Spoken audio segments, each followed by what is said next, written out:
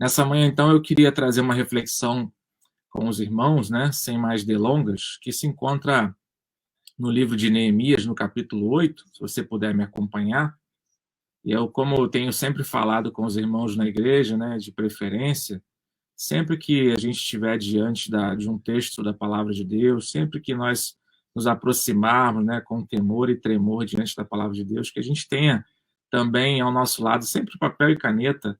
Importante a gente fazer anotações, importante a gente fazer aquela marcação ali no texto bíblico. Não é pecado escrever na Bíblia, né? Algumas pessoas ainda têm um pouco de receio em relação a isso. Você pode fazer sim uma marcação no texto, escolhe aí canetas de cores diferentes, isso te ajuda bastante na questão do estudo. Então, o capítulo 8 do livro de Neemias fala sobre aquele momento em que Esdras, o sacerdote ali, faz a leitura da lei diante do povo. Então, o texto diz assim para nós: Em chegando o 7º mês, e estando os filhos de Israel nas suas cidades, todo o povo se ajuntou como um só, na praça, diante da porta das águas, e disseram a Esdras, o escriba, que trouxesse o livro da lei de Moisés, que o Senhor tinha prescrito a Israel.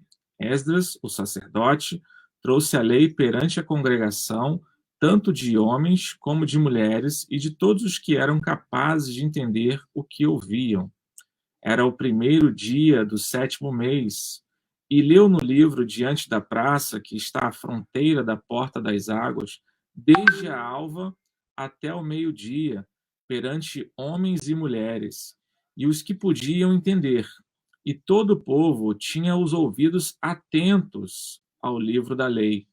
Esdras, o escriba, estava num púlpito de madeira que fizeram para aquele fim. Estava em pé junto a ele, à sua direita, Matitias, Sema, Anaías, Urias, Ilquias e Maazéias. E à sua esquerda, Pedaías, Misael, Malquias, Razum, Rasbadana, Zacarias e Mesulão. Esdras abriu o livro à vista de todo o povo, porque estava acima dele. Abrindo ele, todo o povo se pôs em pé. Esdras bendisse ao Senhor, o grande Deus, e todo o povo respondeu: Amém e Amém. E levantando as mãos, inclinaram-se e adoraram o Senhor com o rosto em terra. E Jesua, Bani, Serebia, Jamim, Acube, Sebetai, Odias, Macéias, Quelita, Azarias, Josabade, Anã, Pelaías e os levitas ensinavam o povo na lei, e o povo estava no seu lugar. Leram no livro, na lei de Deus, claramente, dando explicações de maneira que entendessem o que se lia. Neemias, que era governador, e Esdras, sacerdote, escriba, e os levitas que ensinavam todo o povo lhe disseram: Este dia é consagrado ao Senhor, vosso Deus, pelo que não pranteeis, nem choreis, porque todo o povo chorava ouvindo as palavras da lei. Vou só repetir esse trecho novamente. Porque todo o povo chorava ouvindo as palavras da lei. Disse-lhes mais: Ide, comei carnes gordas, tomai bebidas doces e enviai porções aos que não têm nada preparado para si, porque este dia é consagrado ao nosso Senhor. Portanto, não vos entristeçais, porque a alegria do Senhor é a vossa força. Os levitas fizeram calar todo o povo, dizendo: Calai-vos, porque este dia é santo, e não estejais contristados. Então todo o povo se foi a comer, a beber, a enviar porções e regozijar-se grandemente, porque tinham entendido as palavras que lhes foram explicadas. Mais uma vez, porque tinham entendido as palavras que lhe foram explicadas. Pai, mais uma vez nós te damos graça, te agradecemos por tudo que já aconteceu até aqui, te agradecemos pela leitura da tua palavra. Agora, Deus, em nome de Jesus, por misericórdia, nos ajuda a expô-la, a apresentá-la ao teu povo, Deus, e que a tua palavra cause aquilo que lhe apraz, Pai, no coração de cada um dos teus servos que estão podendo assistir, Deus, essa live nesse momento, e aqueles que puderem ter contato com esse vídeo mais no futuro, Pai, em nome de Jesus, Senhor. Amém. Esse texto é um texto muito importante para nós, esse texto é um texto que ele é muito relevante, toda a Bíblia é relevante, fala sobre a história do povo de Deus, fala sobre um momento específico da história do povo de Deus, onde eles estavam voltando do cativeiro babilônico, onde o povo de Deus foi praticamente, podemos usar uma palavra quase que desintegrado, né, em sua totalidade, com relação às suas características de povo de Deus, com relação às alianças de Deus, com relação às promessas de Deus, com relação ao conhecimento de quem é esse Deus dos seus antepassados. E agora, os historiadores nos dizem que tanto o livro de Esdras como Neemias, eles são praticamente conectados, alguns vão dizer até mesmo que talvez poderia ser o mesmo livro, né? Tratado de maneiras diferentes, sobre aspectos diferentes, mas o ponto é que, chegando em Neemias, nós temos aqui um tema principal, que é sobre a relação específica da operação soberana de Deus através da responsabilidade de agentes humanos para concretizar os seus propósitos, ou seja, Deus atuando soberanamente na história, intervindo na história do seu povo, para que esses venham novamente realizar os seus propósitos. Há uma especial atenção nesse livro também com relação à reedificação e dedicação dos muros de defesa de Jerusalém. E não é sem propósito que isso acontece, né? Não é por acaso que há um foco muito grande com relação à reconstrução da cidade, a reconstrução dos muros, a proteção do povo,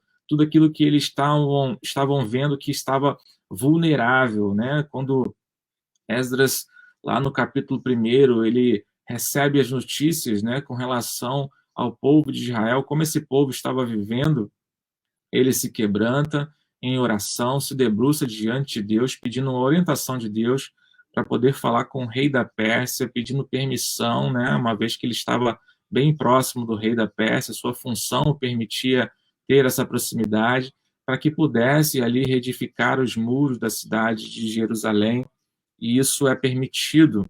E a gente sabe, no desenrolar da história do livro de Neemias, quantas dificuldades apareceram, quantas pessoas, né, apareceram ali tentando desanimá-los, né, tentando parar aquela obra de construção, e como Deus vinha tratando e orientando. Há momentos que são muito interessantes e são muito importantes para nós, momentos em que o povo está construindo o muro, né, com uma mão na ferramenta, e tinham que estar com uma outra mão nas armas para se protegerem, porque as ameaças eram enormes, né? Nós temos isso registrado no livro de Neemias. Então, essa reconstituição de todo o povo chamado Israel em sua relação pactual com Deus, era necessário trazer de volta o orgulho nacional também, dentre outras coisas, se reconhecerem novamente como um povo de Deus. Esse povo tinha perdido toda a sua característica, esse povo, como povo, tinha se desintegrado, como nós falamos aqui anteriormente, se casaram com pessoas de outras nações, adquiriram culturas de outras nações, adquiriram costumes de outras nações, se dobraram diante de deuses de outras nações, até mesmo a fala, lá no finalzinho, no capítulo 3, a gente também vai ver que até mesmo o idioma desse povo já estava muito misturado, já falavam outras línguas de tão distantes que se encontravam. Então Deus move o coração do rei da Pérsia, permitindo que eles voltem para fazer ali o trabalho de reconstrução dos muros, trazendo de volta, a princípio, esse orgulho nacional. Há um foco no livro de Esdras que é relacionado à reedificação da espiritualidade da comunidade em si, recomendando a adesão novamente à lei escrita de Deus, E em Neemias a gente vê esse foco com relação à natureza, uma natureza mais prática, uma prática administrativa também. O povo precisava se organizar como povo de Deus, né? Reconstruir os muros da cidade, as injustiças que já estavam acontecendo até mesmo entre o povo de Deus, injustiças na vida da comunidade, como assegurar também que houvesse uma população suficiente para Jerusalém se tornar uma cidade viável de novo. Jerusalém estava abandonada, era reconhecida agora como uma cidade fantasma, né? Então, era necessário resgatar essa autoestima do povo depois de um período de tanta dificuldade, depois desse cativeiro tão longo, depois da desconstrução que tinha ocorrido com aquele povo de Deus. Agora, essa cidade precisava voltar a pulsar a presença de Deus.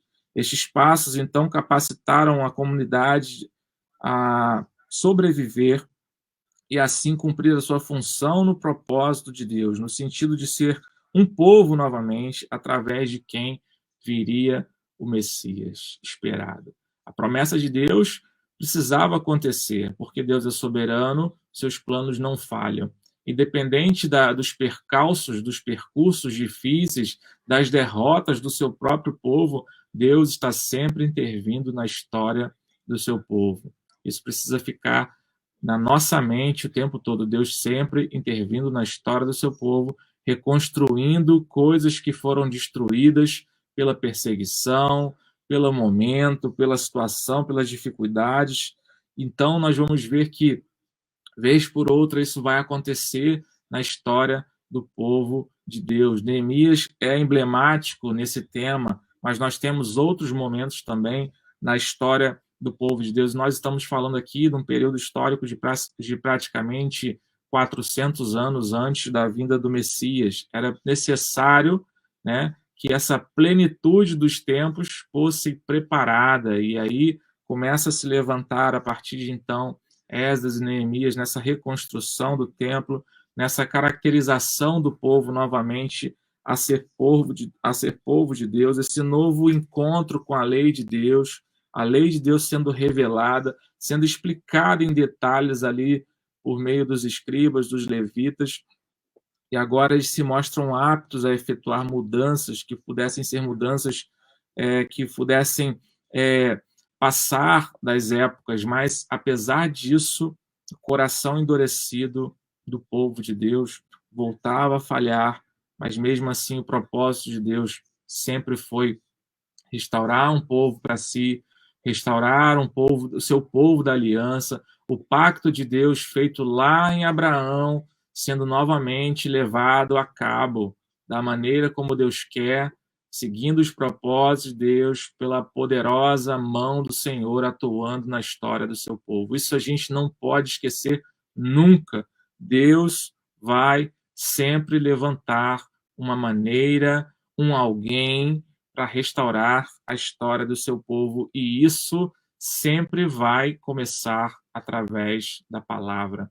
Isso sempre vai começar através dos seus estatutos, né? E isso sim, né, nós podemos dizer, isso é forte, né? Esse jargão que entrou no meio evangélico de coisas que acontecem, de coisas que se falam, e nós às vezes dizemos, algumas pessoas às vezes dizem, isso é forte. Na verdade, você precisa olhar para um texto como esse e aí sim você dizer, isso é forte. Essa palavra, né, de restauração, essa palavra de reconciliação, da aliança de Deus com o seu povo, isso é forte. Pessoalmente, Neemias é um exemplo extraordinário de uma vida em que a oração é a plataforma para a ação efetiva de alguma coisa. Nada que se comece, nada que se queira começar, deve começar sem oração. A oração vai levar o nosso coração a se quebrantar diante de Deus, e em contato com a palavra de Deus, em oração, Deus vai se revelar ao seu povo. Deus continua falando com o seu povo. Deus não se silenciou. Deus não deixou de falar com o seu povo. Deus não deixa de falar com o seu povo nunca. Nós é que nos afastamos dele por causa das circunstâncias, por causa das dificuldades da vida, por causa de situações que na maioria das vezes, quase que 99,9% das vezes, são situações causadas por nós mesmos. Nós sabemos disso. Esse livro também ressalta a importância da renovação formal, do compromisso pactual do povo com Deus, né? Por meio do fortalecimento da comunidade da fé, né? Aquilo que não é o povo quem dita os termos para Deus. Não é o povo que diz para seu Deus aquilo que precisa ser feito, como precisa ser feito, aonde precisa ser feito ou quando precisa ser feito. Deus age na história do seu povo o tempo todo e faz tudo conforme lhe apraz, de acordo com a sua vontade, que é boa, agradável e perfeita.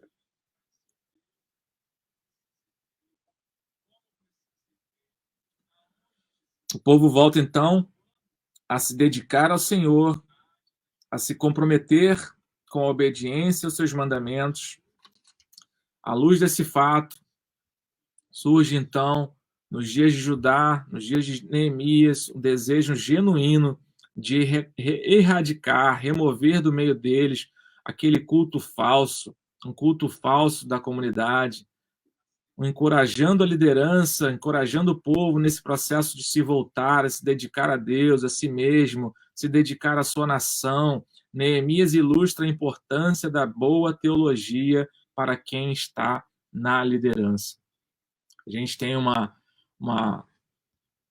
ideia errada, né, que se deixou passar de que a teologia é algo negativo, né, de que a letra mata, de que o estudo esfria, né? Não, cada vez mais nós vemos a necessidade do bom estudo, de uma dedicação mais profunda, de uma teologia bem ajustada, de uma teologia saudável dentro da igreja, para que o povo de Deus possa ter uma direção correta, para que o povo de Deus possa saber para onde ir. É necessário que haja uma boa doutrina, é necessário que haja uma teologia saudável no meio do povo de Deus e que aqueles que estão exercendo o cargo de liderança se dediquem, se esforcem cada dia mais e mais para escavar cada vez mais fundo aquilo que é revelado no coração de Deus. Deus não vai falar conosco, Deus não vai agir com poder sem que conheçamos a sua palavra, sem que nos debruçamos diante da sua palavra, aquilo que ele tem a nos dizer. Neste ponto, então, específico do capítulo 8, vale a pena nós reforçarmos os aspectos relacionados com esse contato impactante e profundo que o povo de Deus teve com a sua lei. Isso os marca por dentro, de tal maneira que o povo não consegue parar de chorar, o povo não deixa de se alegrar, o povo está eufórico, porque aquilo que há muito já não era apresentado para eles, agora é colocado diante deles de novo. Aquilo que Deus queria, o seu poderio sendo apresentado, o seu amor, os seus benefícios, a sua misericórdia, a sua bondade sendo apresentado novamente para o povo de Deus. Isso faz com que eles sejam confrontados ao arrependimento dos seus maus caminhos, restaurando e animando o povo a prosseguir nessa obra de fé. O povo, então, é restaurado ao ouvir as palavras de Deus registradas em seu livro, que foram expostos por Esdras. Passaram o tempo que precisava ser passado, ele começa a fazer uma leitura, e essa leitura vai de 5 a 6 horas de texto sendo explicado, sendo tratado no coração do povo, para que essa obra possa ser feita com uma comunicação efetiva da parte de Deus para com seu povo. Então, o povo compreende, o povo se quebranta, o povo se alegra ao ouvir a voz de Deus, por meio da exposição da palavra de Deus. Por mais que pastores famosos, por mais que pregadores cheios da estratégia comecem a dizer que estão ali falando da parte de Deus, se essa palavra não tem um vínculo com aquilo que está escrito da parte de Deus, isso não é forte, isso não nos ajuda, isso não nos quebranta, isso não nos auxilia a termos uma postura correta diante de Deus. Então, o que fica para nós desse texto, fazendo um resumo disso? Nós precisamos voltar a termos contato de fato, diário, profundo, impactante com a palavra de Deus. Precisamos voltar a nos alegrar novamente ao lermos a palavra de Deus. Precisamos nos alegrar novamente, sorrir, nos quebrantar, chorar ao lermos a palavra de Deus. Não sei como está sendo a sua experiência, querido. Não sei como tem sido esse seu contato, como você lê a palavra de Deus, se isso tem causado o efeito que se é esperado. Se não, talvez seja o caso de nós voltarmos a reconstruir nossos muros, as paredes, as portas que podem estar quebradas, coisas que nós estamos misturando, alianças que nós estamos fazendo que são contrárias à vontade de Deus, e talvez isso esteja nos impedindo de ter ou de sofrer ou de reagir da maneira pela qual se espera que aqueles que se têm um contato, se defrontam com a palavra de Deus, se encontram com a palavra de Deus, venham a reagir. Essa é a palavra de Deus para nós nessa manhã, a reflexão de Deus para nós nessa manhã, entender que Deus, em todos os momentos da história, continua se comunicando, continua falando com o seu povo. Quanto mais tivermos contato com a sua palavra, é o meio 100% seguro de estarmos em contato e ouvindo a voz de Deus. Se você está buscando ouvir a voz de Deus de uma outra maneira, que não seja através da sua palavra, eu quero dizer para você encarecidamente, irmãos, nessa manhã, você não vai ouvir a voz de Deus. Principalmente num momento como esse em que nós estamos vivendo, em que tantas vozes estão aparecendo, né? Meios de comunicação, vídeos que são gravados, vídeos no YouTube, vídeos no Facebook, vídeos no Instagram, tanta gente dizendo tanta coisa, mas se essas coisas não estiverem enraizadas de fato na palavra de Deus, se essas coisas não estiverem enraizadas e não estiverem sendo explicadas por pessoas que são realmente dedicadas, que têm orado a Deus para explicar ao seu povo, essas palavras não têm sido coisas saudáveis, alimentos sólidos para a vida do seu povo.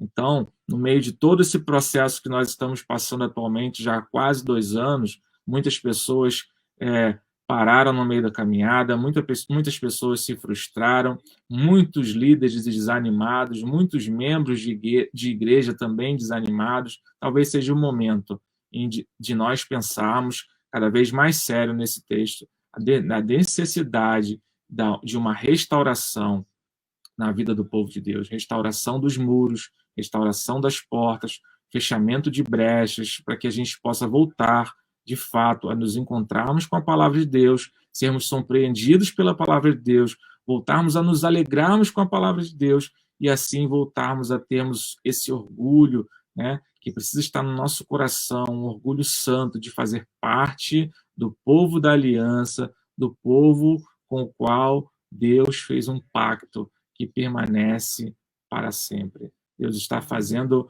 a sua história acontecer e nós queremos continuar a caminhar na presença de Deus, fazendo parte da história do povo de Deus.